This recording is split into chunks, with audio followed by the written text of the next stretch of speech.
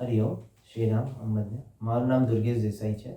હું તરસાલી કેન્દ્રથી છું અને હું બાપુના ત્યાંથી આજે 1998થી 98 સાલથી હું બાપુના સાનિધ્યમાં છું. મારો એક એવો અનુભવ છે જે હું તમારી જોડે શેર કરવા માગું છું. અને એનામાં એવું હતું કે હું મુંબઈમાં જોબ માટે ગયેલો હતો. હું મુંબઈમાં જોબ કરતો હતો. ત્યારે એક અનુભવ હતો. મુંબઈ જોબમાં મારો એક દિવસે એવો અનુભવ થયો કે હું નવરાત્રિનો પહેલો દિવસ હતો અને એ દિવસે નવરાત્રિનો પહેલો દિવસ હતો એટલે હું મારા બાપુએ કીધું એ પ્રમાણે મારું સવારથી મારું પઠન ચાલતું હતું શુભંકર સ્તવનનું. શુભંકર સ્તવનનું પઠન ચાલતું હતું. ઓફિસ ગયો એ દિવસે બસમાં, ઓફિસની બસ હતી, ઓફિસની બસમાં ગયો. 8 કલાક નોકરી કરી એ દિવસે. 8 કલાક નોકરી કર્યા પછી મારા મેનેજરે એવું કીધું કે આજે રોકાઈ જા, 2 કલાકનો ઓટી કરીને જજે તું આજે. હું કીધું ઠીક છે સર. નોર્મલી 5 વાગે હું છૂટી જતો હતો, પણ એ દિવસે 7 વાગે છૂટ્યો. હું કીધું ઠીક છે. 7 વાગે અમે નીકળ્યા ત્યારે મારા મોઢામાં શુભંકર સ્તવન થોડું ચાલતું હતું આમ. અને એ દિવસે કરતાં કરતાં મારી નોર્મલી બસ, હું ખારઘર રહેતો હતો, તો ખારઘરની નોર્મલી બસ મેઇન રોડ પર ઊભી રહી હતી. પણ એ દિવસે ડ્રાઈવર ચેન્જ થઈ ગયેલો, તો એને અંધારામાં ગાડી કઈ જગ્યાએ ઊભી રાખી હતી. તો અમે કીધું ચાલ આપણે ત્યાં જઈને બેસીએ. તો હું મારો ફ્રેન્ડ અમે ચાલતા ચાલતા ત્યાં જતા હતા અને ત્યાં બહુ ડાર્ક અંધારું હતું અને ખબર નહોતું કે આગળ કંઈ કશું દેખાતું નહોતું. પણ તો પણ અમે બંને જણ, હું અને મારો એક અવિનાશ કરીને એક ફ્રેન્ડ હતો, અમે બંને જણ ચાલતા ચાલતા જતા હતા. તો ચાલતા જતા હતા શું થયું મારી જોડે કે અચાનક જ સડનલી હું અંદર ડ્રેનેજના એક ડ્રેનેજ હતું ત્યાં મોટું, મને એ ખબર નથી, પણ ત્યાં પડી ગયો અંદર અને મારો ફ્રેન્ડ આગળ જ નીકળી ગયો. આગળ નીકળી ગયા પછી એને એવું લાગ્યું કે દુર્ગેશ બોલતો તો ક્યાં જતો રહ્યો. એટલે એને જસ્ટ બાજુમાં જોયું, તો બાજુમાં હું નહોતો. તો એ પાછો મને શોધતો મોબાઈલને ટોર્ચ લગાવીને પાછો આવ્યો જોતો. તો એને એક મોટું મેનોલ દેખાયું ત્યાં. એ મેનોલમાં એને અંદર લાઇટ નાખીને જોયું તો હું ત્યાં અંદર પડેલો હતો. તો એને બધાને બૂમાબૂમ કરી ત્યાં કે દુર્ગેશ પડી ગયો છે, તમે બધા આવો આમ કરીને બચાવો એને. પછી પણ એ બધું થયું, પણ એનામાં મને એવું હતું જ્યારે એ સડનલી જ્યારે પડ્યો ત્યારે મને એવું લાગ્યું કે મને કોઈએ આમ અલગ હાથમાં પકડીને કોઈએ નીચે આરામથી બેસાડ્યો છે, એવી રીતે હું એ રીતે પડ્યો. બાકી એવું નહોતું કે મને કંઈ વાગ્યું. પછી હું જ્યારે એ બધાએ મને બહાર કાઢ્યો, મને બેસાડ્યો, એને પૂછ્યું, મારા બોડી ચેક કરી કે તને કંઈ વાગ્યું છે, ફ્રેક્ચર થયું છે કે. મને મારા બોડી પર કઈ જગ્યા પર ખરોચ બી નથી આવી.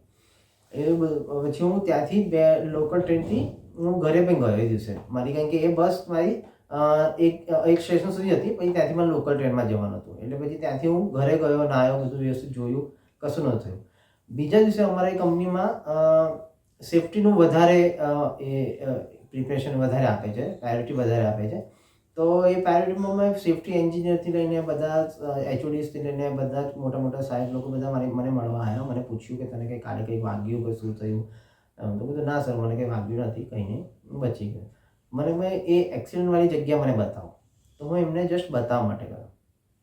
હું જ્યારે બતાવવા માટે ગયો એક્સિડન્ટવાળી જગ્યાને, જ્યારે હું પડ્યો એ દિવસે રાતે, એ દિવસે તો મને કંઈ એવું ફીલ નહીં કે થયું નહીં, કે મને એવું કે ચાલ બાપુએ મને બચાવી લીધો, ચલો ઠીક છે, કંઈ વાગ્યું નથી. કારણ કે બહુ ડીપ હતું અને મુંબઈની ડ્રેનેજ બહુ મોટી ડીપ હોય છે, તો એનામાં મને કંઈ એવું વાગ્યું નહોતું. પણ એના પછી જ્યારે બીજા દિવસે સવારે હું જ્યારે ગયો અને જ્યારે ત્યાં હું જોયું કે ત્યારે મારા હાથ પગ આમ ધ્રુજવા લાગ્યા કે આ શું જ હતું. અને મને ગઈકાલ રાતે હું કેટલા મોટા એક્સિડન્ટથી મને બાપુએ બચાવ્યો છે આનામાંથી, કે હું એ જોયું ત્યારે મેનલ હતું મોટું, એનામાં ઢાંકણું નહોતું અને ઢાંકણાની અંદર ઇનસાઇડની સાઈડ પર 18 mm મોટા મોટા સળિયા બહાર નીકળેલા હતા. અને એટલી જ જગ્યા ખાલી હતી, એટલી જ જગ્યા બાકી હતી કે જ્યાં મારી બોડી સીધી ને સીધી ઉતરી જાય. જો મને એક દિવસે વિચાર આવ્યો કે હું જો થોડો પણ આમથી આમ થોડો 1-2 ઇંચ બી હું આગળ પાછળ થયો હોત અને કંઈક સળિયો મારા બોડીમાં કંઈક જગ્યાએ પાસ થયો હોત, કે કઈ બી જગ્યાએ થયો, મારા શર્ટમાં, બોડીમાં કઈ બી જગ્યાએ, તો મને મારી બોડી આખી ફાડીને હું ત્યાં જ મૃત્યુ પામ્યો હોત. પણ મને મારા બાપુની કૃપા, મોટાઈની કૃપા, કે મને એ દિવસે હું જે પડ્યો એ દિવસે મને કશું જ થયું નહીં, મને ખરોચ પણ નહીં આવી, કંઈ નહીં આવ્યું.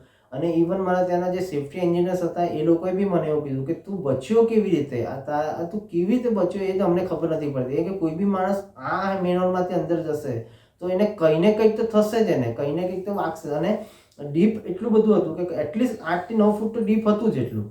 તો 8 થી 9 ફૂટ ડીપમાં બી તું અંદર પડે તો તને કંઈક ને કંઈક RCC ને એ હતું તો કંઈક તો કંઈક થાય, પણ તને કંઈ જ વાગ્યું નહીં. એટલે કંઈક તો ત્યારે હું બધાને કીધું કે ના, મારો બાપુ મારી સાથે છે, મારી મોટી મારી સાથે છે, તો મને કંઈ નહીં થાય. બસ આ મારો બહુ અનુભવ હતો અને હું તમારી જોડે શેર કર્યો. હરિઓમ શ્રીરામ અંબા.